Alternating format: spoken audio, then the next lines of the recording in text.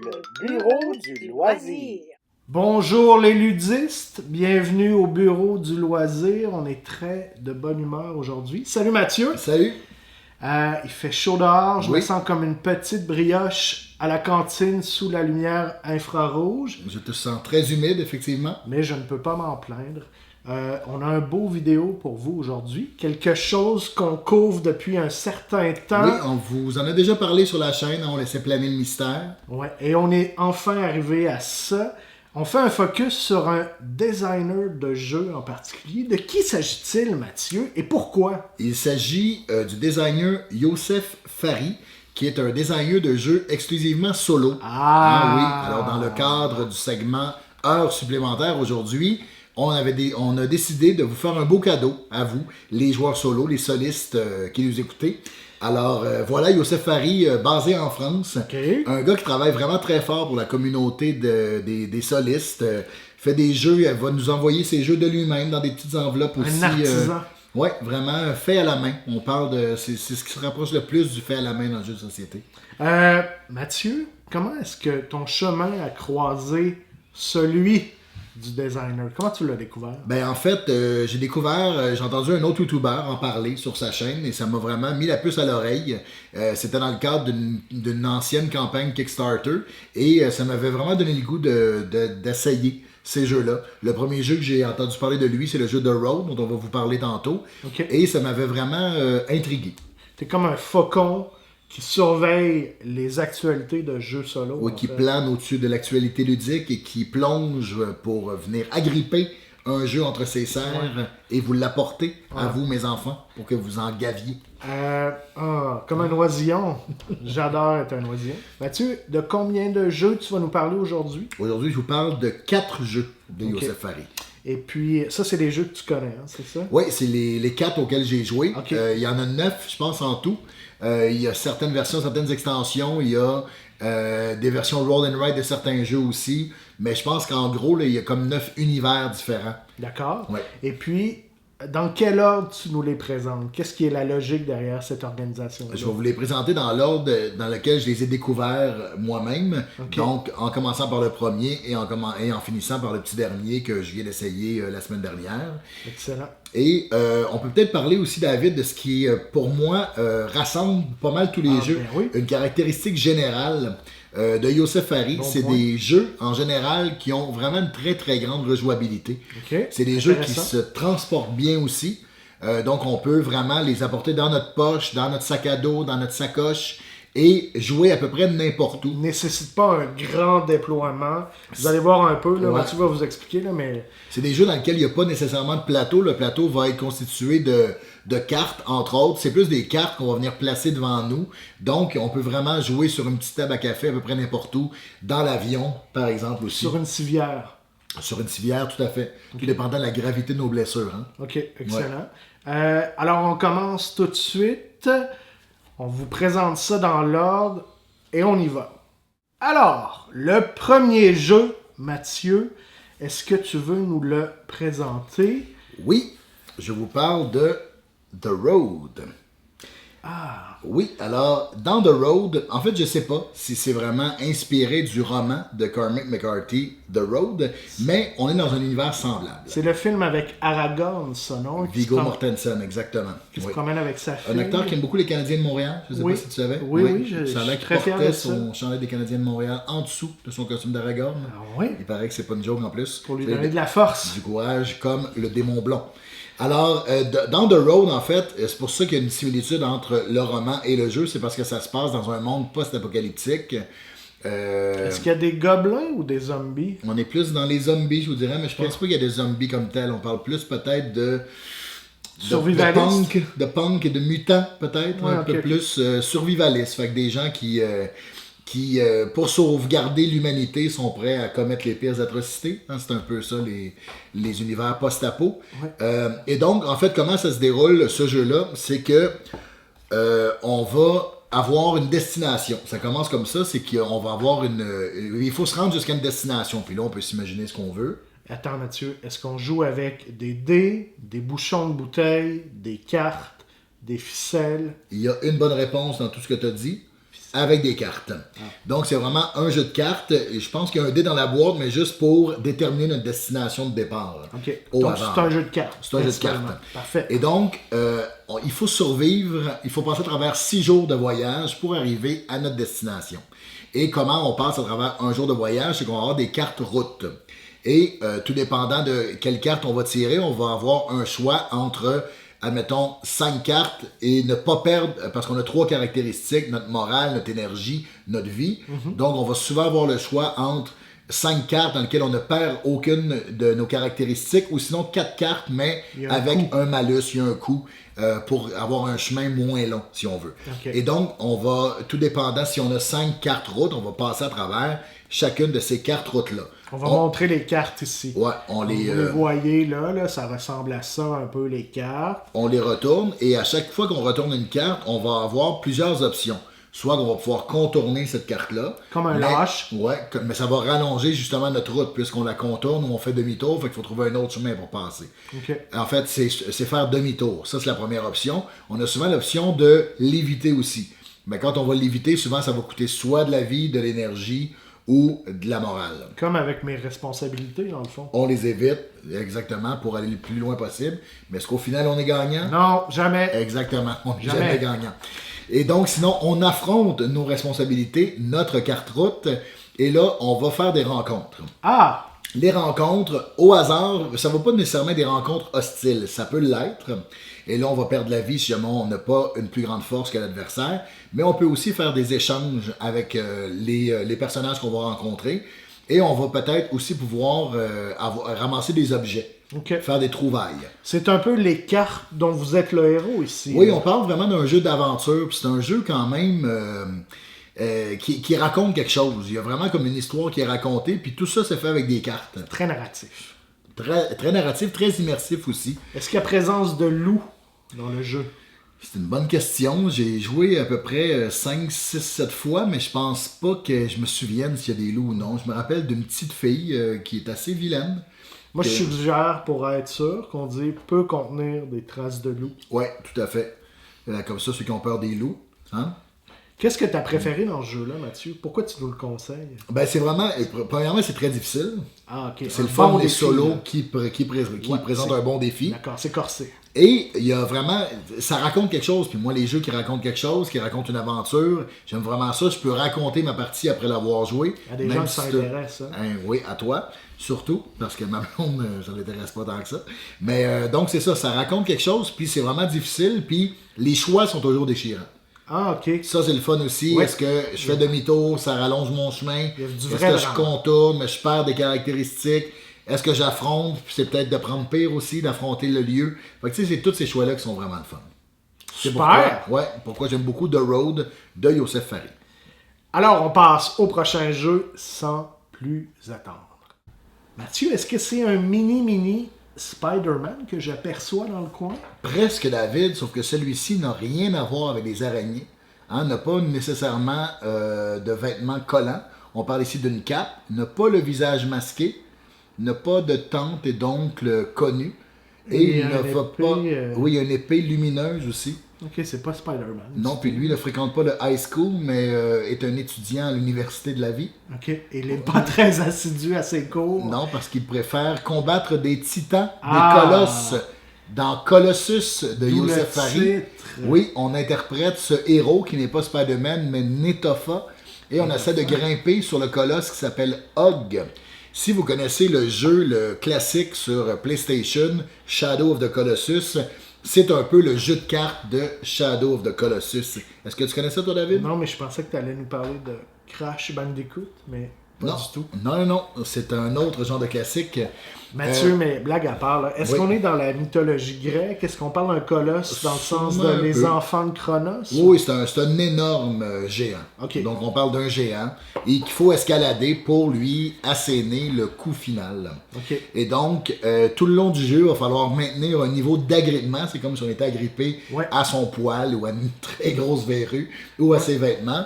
Et il va falloir l'attaquer tout en grimpant sur lui pour atteindre son sommet. Ce qui est tout à fait logique. Et lui asséner le coup final. Un peu comme les vers dans Dune, sauf qu'on ne les attaque pas dans Dune, mais On les ride. on les ride le Ouais. verre. Mais donc, Mathieu, oui. Je peux peut-être vous montrer parce que c'est Ouais. quand même, si je veux vraiment vous expliquer comment le jeu se passe, vous allez avoir besoin de voir. Donc, on je fait un vous petit montre plan ça. de coupe ici. Voilà. Bienvenue dans notre plan de coupe. On s'est dit là, que les gens visuels comme moi allaient comprendre en 6 secondes si on pouvait vous montrer la mécanique de jeu là. Oui, les Mathieu. benets comme toi, David, vont bien comprendre en voyant les icônes.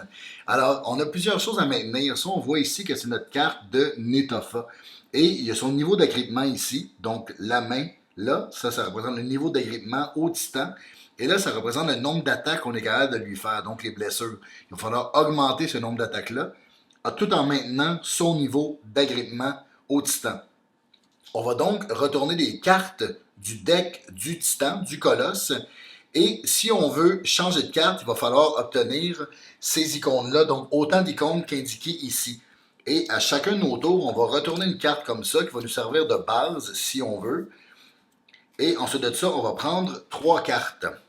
Et avec ces 3 cartes-là qu'on a en main, il va falloir arriver à faire une combinaison pour activer ces symboles-là. Fait que si on veut attaquer le titan qui est là, il va falloir avoir 4 icônes d'attaque. Mais on voit déjà que juste avec les cartes que j'ai là, c'est impossible. Parce qu'ici, c'est un -1. Donc, à ce moment-là, je me concentrerai sur autre chose. Essayer d'avoir un niveau d'agrippement. Et on a le petit symbole ici. Si jamais on est capable, à la fin, en faisant l'agencement de nos icônes, d'avoir 4 symboles d'agrippement, on serait capable aussi de se débarrasser d'une mauvaise carte. Les mauvaises cartes, c'est celles qui ont des symboles négatifs ici à côté.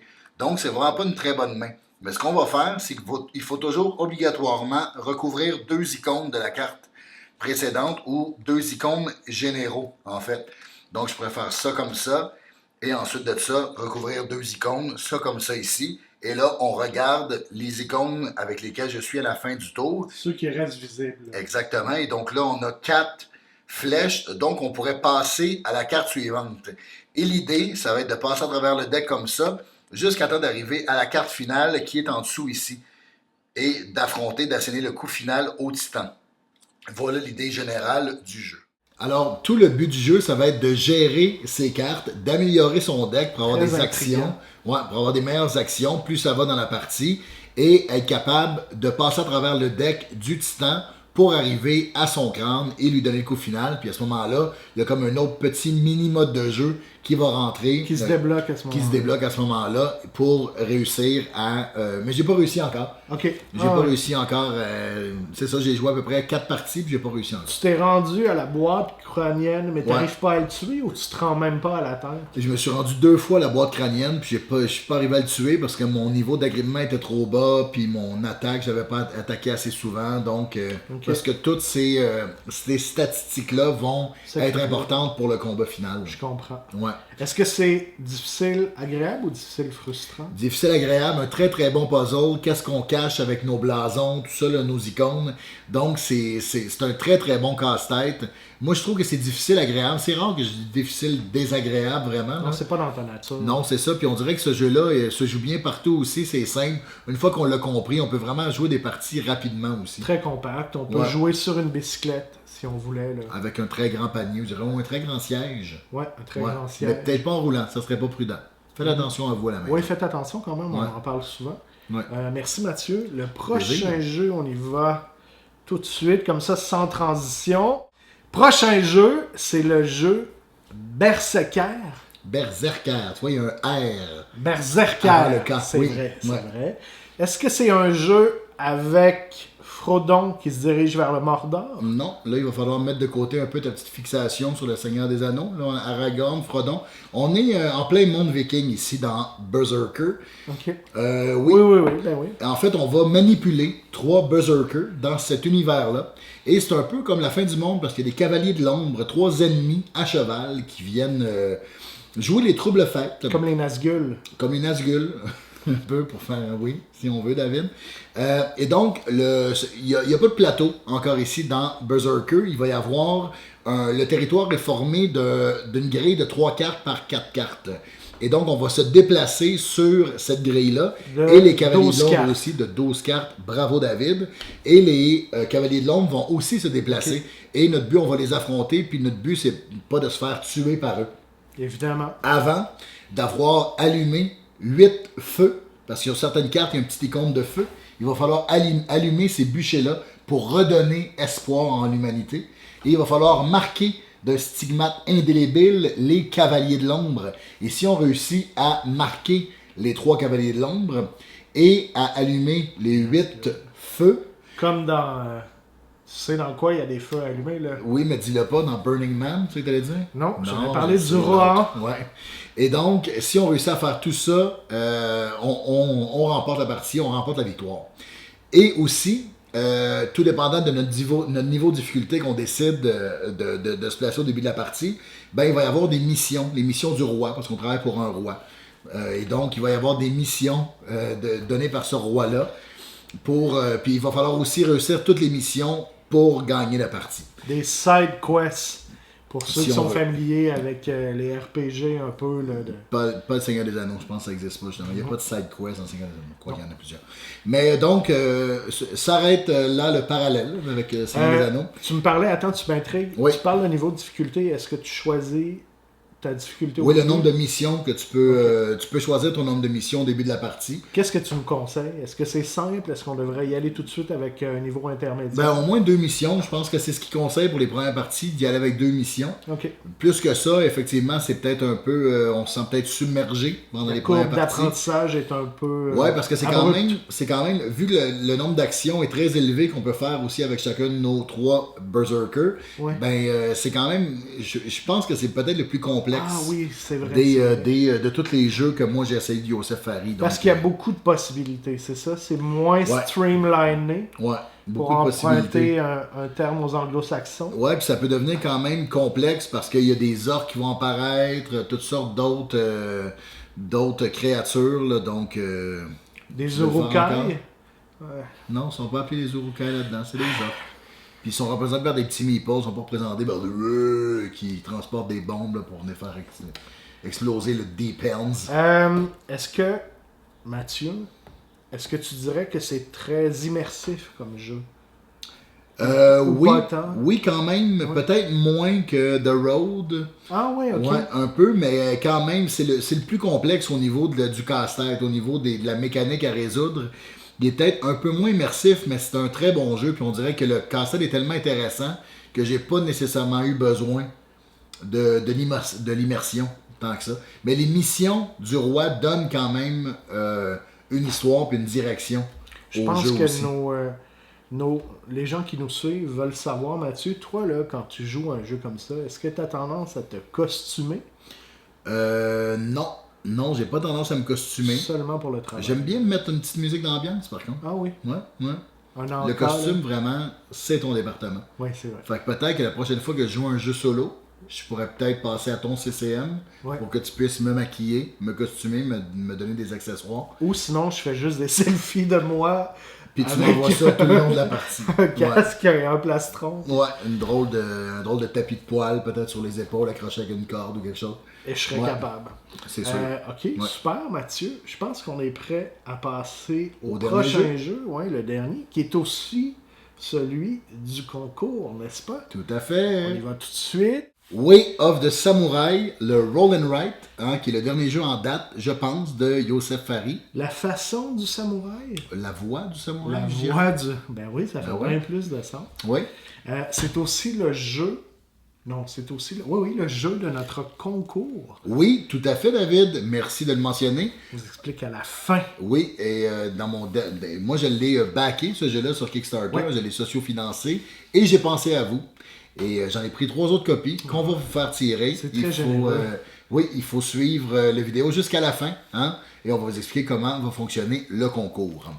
Alors, ce qu'on fait dans Way of the Samurai, tout se joue sur une page comme ça.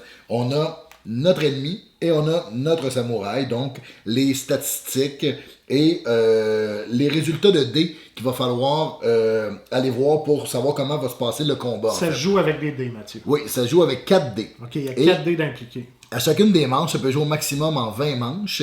Et à chacune des manches, ça va nous dire un dé maximum qu'on peut tirer pour nous-mêmes.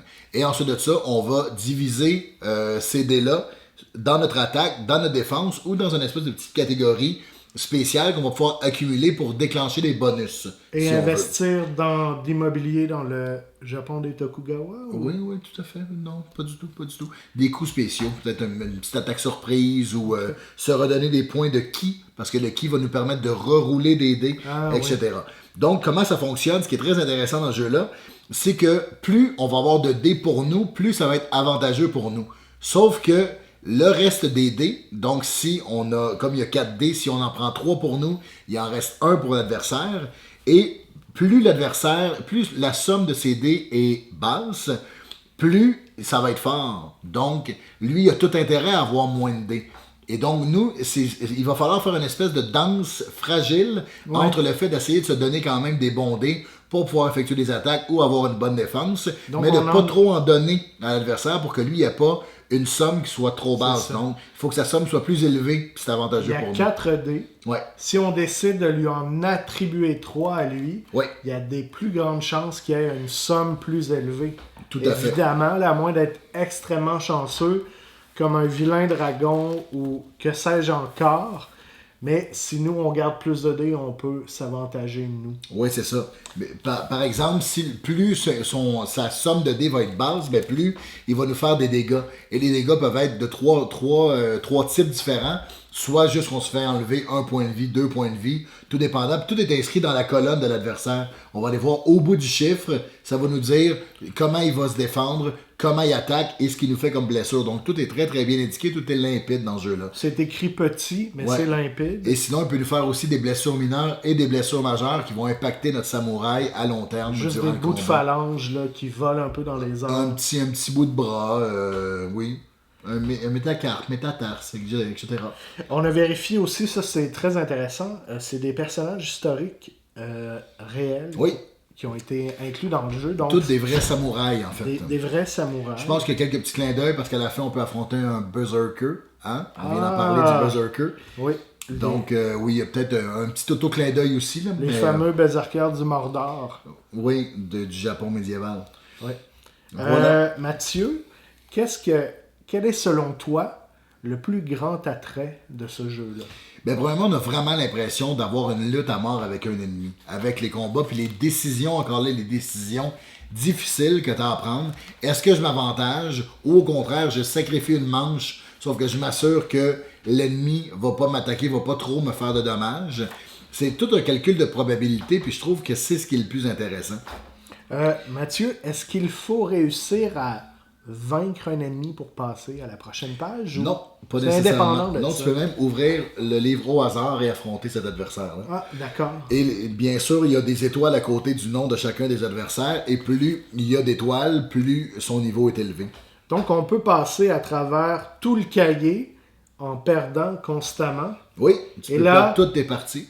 On aurait une énorme blessure d'ego. Tout à fait. Possiblement, oui. Donc, non, puis les illustrations sont très très belles. Le livre est beau.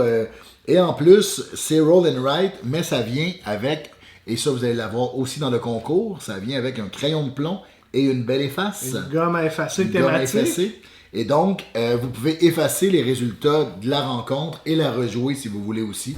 Mais sinon, je pense que 3 fois chaque ennemi dans le livre, il y a 36 parties possibles juste avec le livret de base. Idéal. Et en plus, on peut effacer. On décide de faire la ligne Istanbul-Brest. Ou le transsibérien. Le transsibérien. Ça serait pas suffisant pour le transsibérien. Non, ça serait pas assez long, mais on peut effacer, comme tu as dit. Oui. Qu'est-ce qui ressort, Mathieu? En tout cas, moi, je vais te donner mon opinion. Oui. On dirait que dans les jeux de Youssef, ce qui semble ressortir, c'est que c'est des bons défis. Oui. Il y a quand même des mécaniques originales. Moi, là, cette espèce de danse, comme tu dis, est-ce que j'attribue des dés? Est-ce que je les garde pour moi pour accumuler? Est-ce que je m'avantage? Ça me semble très original. Oui. J'ai jamais vu ça, en fait. Non, puis tout se passe, c'est très très simple, tout est très mobile dans ces jeux aussi. Tout se passe avec des cartes, quelques cartes. Je pense qu'il n'y a même pas un jeu dans lequel il y a, ben peut-être en fait que c'est l'équivalent d'un paquet de cartes normal, là, à 52 cartes, 54 cartes. Mais sinon, ça se passe, c'est très économe au niveau des moyens. La rejouabilité est très grande. Et effectivement, il y a des décisions difficiles. Les défis sont vraiment substantiels. Puis moi, en tant que joueur solo, réussir un jeu du premier coup, c'est quand même un peu louche. Oui, tout à fait. C'est le fun d'avoir des défis parce que ça veut dire, OK, j'ai quelque chose à aller chercher là, puis je peux rejouer parce que j'ai pas tout compris du premier coup. Ben, tu veux pas maîtriser comme le patin artistique là, dès la première fois. Là. Non, c'est ça. Faut que tu te planches, faut que tu ailles froid. Ouais. Et tu te relèves, puis tu lèches tes éraflures. Oui, tout à fait. Et tu fais ton triple salto. Comme un chat. Voilà. Super. Très beau survol. Est-ce qu'on passe au concours, David? Oui, on va expliquer maintenant comment faire le concours. Alors, il va falloir, on a organisé une course autour du monde sur 4 mois. Avec des géocaches, du géocaching? Du Non, c'est pas vrai, pas c'est du pas tout. ça du tout. C'est pas ça. Du tout. Non, faites pas ça. Ça marchera pas. OK? On fait pas de ça. C'est beaucoup plus simple. Oui, ça va être très, très simple. Alors, vous commentez. Sur cette vidéo. Cette vidéo-ci. Lequel des 4 jeux qu'on vous a présentés aujourd'hui, vous auriez envie d'essayer en premier? Donc, tout simplement, est-ce que c'est Berserker, The Road, Colossus ou The Way of the Samurai? Ouais. Il faut absolument s'abonner. On ne fait tirer que parmi nos abonnés. Oui, quand même, hein? Faut pas exagérer. Voilà, et donc vous laissez en commentaire lequel des jeux vous avez envie d'essayer. Vous vous abonnez. Aragorn, Spider-Man, Si vous voulez. Frodon Oui. et Samurai Joe. Et Samurai Joe. Voilà. Et ensuite de ça, nous, on va communiquer avec vous par courriel. On va prendre vos adresses et on va vous faire parvenir un exemplaire de Way of the Samurai. On vous rappelle qu'il y en a 3 à faire tirer avec une gomme effacée et le petit crayon qui va avec qui est écrit Way of the Samurai dessus aussi. Les dés doivent venir de la maison. Hein? Oui, les dés ne sont pas inclus dans aucune des copies de Way of the Samurai. C'est ça. C'est pas Mathieu qui a gardé les dés. Pas du tout. Dans un étrange fétiche à 6 faces. Ouais, j'aime beaucoup les sons. Ça n'a jamais été le avec son le jeu. aphrodisiaque. Ouais. Des... Joseph prend pour acquis que, comme tout bon joueur, vous possédez quand même 4 dés. Voilà, alors il vous faudra fournir les 4 dés pour jouer au jeu, mais sinon, n'hésitez pas à liker la vidéo, à nous laisser vos commentaires, bien sûr, pour participer au concours. Et on se retrouve très bientôt sur le bureau du loisir. Portez-vous bien. Faites attention aux colosses. Faut que la machine, ça serait grave. Ouais. La moissonneuse batteuse.